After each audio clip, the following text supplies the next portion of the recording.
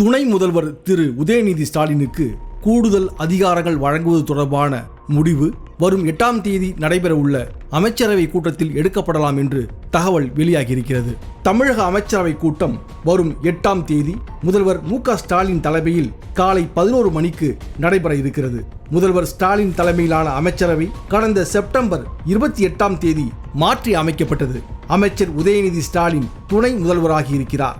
இவருக்கு அமைச்சரவையில் துரைமுருகன் அவர்களுக்கு அடுத்ததாக 3வது இடம் அளிக்கப்பட்டிருக்கிறது.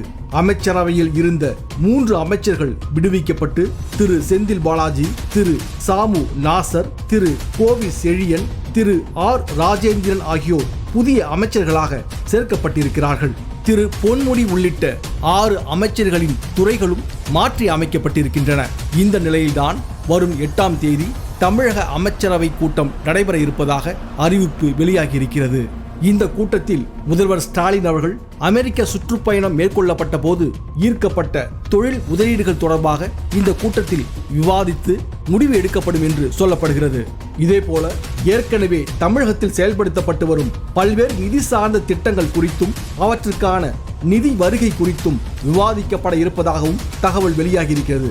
தமிழகத்தில் தொடர்ந்து படிப்படியாக மதுவிலக்கு அமல்படுத்தப்பட வேண்டும் என்று வலியுறுத்தப்பட்டு வரும் நிலையில் அது சார்ந்த முடிவுகள் எடுக்கப்படுவதற்கான வாய்ப்பு இருப்பதாகவும் தகவல்கள் தெரிவிக்கின்றன.